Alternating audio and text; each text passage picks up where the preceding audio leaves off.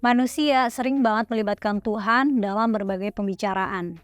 Sebagai pertimbangan penting ya dalam mengambil keputusan dan sebagai sosok tempat manusia menggantungkan harapan. Pertanyaannya, Tuhan tuh ada di mana? A, di langit gitu, di arsy, di singgasana, singgasana kerajaan langit gitu. Atau B, di dalam relung hati tiap insan, karena Tuhan lebih dekat dari urat nadi, ya tentunya secara metaforis. C, tidak dapat didefinisikan. Mungkin karena Tuhan adalah semesta itu sendiri, atau melampaui ruang dan waktu, melampaui semesta, atau Tuhan sendiri adalah keberadaan itu sendiri gitu. Nah, jika Tuhan itu ada di mana? Nyari Tuhan itu kemana? Apa iya Tuhan ada di mana-mana? Ada kisah di Al-Quran surat Al-An'am ayat 74 sampai 83 yang mengisahkan tentang kisah Nabi Ibrahim yang mencari Tuhan. Awalnya dia bertanya pada bapaknya yang seorang pematung untuk berhala. Nabi bertanya, "Atatakhidu asnaman alihah?" Emang boleh? Emang patut ya berhala-berhala ini jadi Tuhan? Ini aroka wa qaumaka, menurutku ya kamu dan kaummu ini fil dhalalim mubin gitu, sesat, obviously sesat. Singkat cerita, malam tiba, dia lihat bintang dan bilang, "Hadza rabbi," gitu. Ini adalah Tuhanku. Tapi setelah malam hilang dan bintang tidak terlihat lagi, dia bilang, "La uhibbul afilin," aku gak suka yang hilang atau yang terbenam. Terus lihat bulan dan dia bilang, "Hadza rabbi," gitu, ini Tuhanku. Tapi bulan juga terbenam. Dan ketika matahari terbit, Nabi Ibrahim bilang, "Hadza rabbi," ini dia Tuhanku, "hadza akbar," ini lebih besar. Tapi ya matahari terbenam juga. Lanjutannya beliau dapat petunjuk, tapi ceritanya udah nggak terlalu eksplisit ya, nggak tahu petunjuknya dalam bentuk apa, mungkin wahyu. Nah, lanjutan ayatnya monolog Nabi Ibrahim memikirkan tentang kepasrahan pada Tuhan, tentang dia nggak mau syirik gitu atau menyekutukan Tuhan gitu dan sebagainya. Nah, tentunya pertanyaan tentang di mana Tuhan ini bukan pertanyaan baru ya. Banyak filsuf, banyak teolog sudah mencoba untuk menjelaskan keberadaan hakikat Tuhan gitu. Tuhan tuh ada di mana sih? Perlu diperhatikan, pemahaman tentang konsep Tuhan ini sangat beragam, tergantung konteks budaya dan perkembangan intelektual manusia. Semakin intelektual manusianya, biasanya konsep Tuhannya semakin kompleks nih. Dan sekaligus juga semakin advance argumen-argumen yang disusun untuk menciptakan dan mempertahankan eksistensi Tuhan secara konsep. Ada konsep deisme pakai D ya, yang populer ketika Renaissance pada abad 17-18. Jadi mereka percaya Tuhan itu menciptakan dan merancang alam semesta sedemikian rupa dengan seperangkat hukum alam yang sempurna, sehingga jadilah semesta ini bisa berjalan sesuai hukum alam tanpa intervensi Tuhan lagi. Jadi kayak insinyur gitu, kayak engineer sekaligus desainer. Anggaplah bangun rumah, proyeknya udah selesai, penghuni rumah udah bisa tinggal di situ, air aman, listrik aman, semua aman, gak ada bocor dan sebagainya. Desainer sekaligus engineer itu nggak perlu balik lagi buat benerin kerjaannya karena kerjaannya udah sempurna gitu. Nah, alam semesta ini kompleks sekaligus teratur.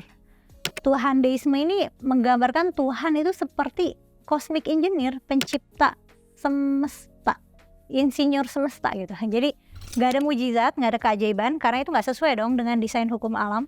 Jadi Tuhannya deisme ini transenden ya, ada di luar semesta, keberadaannya cuma bisa dinalar, tapi tidak ada tuh apa ya, Tuhan bicara ngasih wahyu tuh nggak ada. Jadi habis nyiptain semesta ya pensiun. Ada juga ya Baruch Spinoza, filsuf Belanda yang mempopulerkan panteisme. Sebenarnya Spinoza nggak pakai istilah panteisme sih, tapi pemikiran dan karya-karyanya jadi landasan konsep panteisme. Apa itu panteisme? Panteisme adalah kepercayaan bahwa Tuhan itu adalah pen atau kancing. Kayak aku bercanda, nggak lucu pula, maaf. Panteisme itu adalah kepercayaan bahwa Tuhan dan alam semesta itu adalah substansi yang sama. Tuhan dan semesta itu satu. Tuhan adalah alam semesta itu sendiri. Sifat Tuhannya transenden sekaligus imanen gitu. Transenden dalam arti melampaui alam semesta, tidak terbatas ruang dan waktu dan materi, berada dalam jangkauan manusia dan sekaligus imanen. Karena Tuhan itu hadir, Tuhan itu dekat dan terlibat dan beroperasi di dalam semesta. Menurut Spinoza, Tuhan itu nggak punya sifat manusiawi dan nggak berinteraksi dengan individu-individu gitu. Tuhan nggak punya kehendak, nggak punya tujuan, dan nggak punya emosi seperti yang digambarkan, yang biasanya sering digambarkan dalam kerangka teologi tradisional ya. Jadi Tuhan tuh nggak marah, nggak cemburu, tapi sekaligus juga nggak punya perasaan kasih sayang ya, karena Tuhan tidak punya rasa seperti manusia gitu, bahkan tidak punya perasaan dan emosi gitu ya menurut Spinoza. Tapi sebenarnya wajar ya kalau manusia-manusia mendeskripsikan Tuhan dengan karakter manusia gitu. Cara mikir manusia emang gitu, kita punya kecenderungan pakai pendekatan antropomorfistik dalam mendeskripsikan Tuhan misalnya, atau mendeskripsikan hewan, tumbuhan, bahkan benda mati. Kita bisa mikir, wah kasihan ya kucing digendongnya kok digigit sama mamanya, harusnya kan digendong itu gini gitu. Ya mereka kan kucing ya, culture-nya culture kucing gitu. Atau kita punya mainan, kita punya boneka, kita sayang gitu, kayak dia punya nyawa gitu, kayak dia anak kita sendiri, kayak dia bisa ngerasain sakit gitu, bisa sakit hati. Nah ini cara pikir yang manusiawi, itu emang kita punya bias yang kayak gitu. Aku bukan bilang ini pemikiran yang benar atau salah ya, aku bilangnya ini cara pikir yang wajar dan umum. Nah biasanya di agama monoteistik seperti Islam, Kristen, dan Yahudi, Tuhan itu ya entitas personal, entitas dengan individu tersendiri, punya kehendak, punya tujuan, punya sifat-sifat. Makanya kita sematkanlah sifat maha penyayang, maha adil, maha melihat, dan sebagainya. Dan Tuhannya juga terlibat gitu, nurunin wahyu, ngasih mujizat, nurunin azab, setidaknya begitu dalam referensi utamanya ya dalam kitab sucinya. Tuhannya transenden tapi dekat, bisa mendengarkan dan mengabulkan doa. Tuhannya ada di surga atau di manalah yang dimensinya lain secara fisik, tapi kehadirannya tuh bisa dirasa gitu, bisa diimani. Nah kalau kamu nyari Tuhan di mana? Gimana kamu mengkonsepkan Tuhan? Atau itu nggak relevan buat kamu? Jika Tuhan tidak bisa ditemukan dengan pasti dan tidak juga bisa didefinisikan secara presisi, secara akurat, apakah perlu berusaha keras untuk tetap mencari sesuatu yang nggak bisa dicari? Terus kolom komentar ya. Aku pengen bikin lanjutan konten ini, bikin part 2-nya. Mungkin akan aku kasih judul Tuhan Maha Gabut gitu, yang Tuhan Maha Gabut yang Maha Kuasa. Mungkin ya, bisa jadi aku berpikiran. Tapi kayaknya akan aku buka dengan akses terbatas untuk member.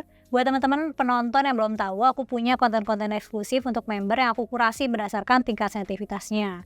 Jadi ada bahasan spekulatif tentang siapa yang menghamili Ibu Maria, tentang kenapa istri Nabi banyak banget, apakah pernikahan ini syarat motif politik gitu. Nah yang terbaru juga ada episode dimana aku ngobrol sama Ezra tentang bikin agama baru.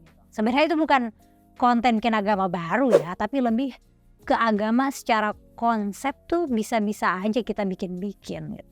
Cara joinnya tinggal klik tombol join di sebelah tombol subscribe atau melalui tautan yang ada di kolom deskripsi ya. Oh ya, dan by the way juga aku tuh ada rencana mau bikin forum online, sebut saja Forbidden Forum. Mungkin pakai Zoom. Kalau sesuai rencana aku mau eksekusinya di tanggal 6 dan 20 Desember. Materinya tuh yang pertama tentang literasi agama gitu, tentang literasi agama lah pokoknya, ini besarnya. Dan satu lagi tentang perempuan dalam pembacaan agama. Belum aku tuntasin materinya, masih aku pikirin teknisnya juga, masih aku pikirin juga substansi diskusinya. Nah jadi mekanismenya tuh aku kepikiran pengen nambahin tier membership gitu, jadi yang bisa ngakses cuma member untuk, anggaplah nama tiernya tuh Forbidden Forum gitu, nama levelnya mungkin ya. Nah menurut kamu gimana? Ada masukan atau saran nggak? Terus ini tuh ide bagus nggak sih? Makasih udah nonton sampai selesai ya. Sampai ketemu di konten part 2. Atau sampai ketemu di konten mana aja deh. Dadah.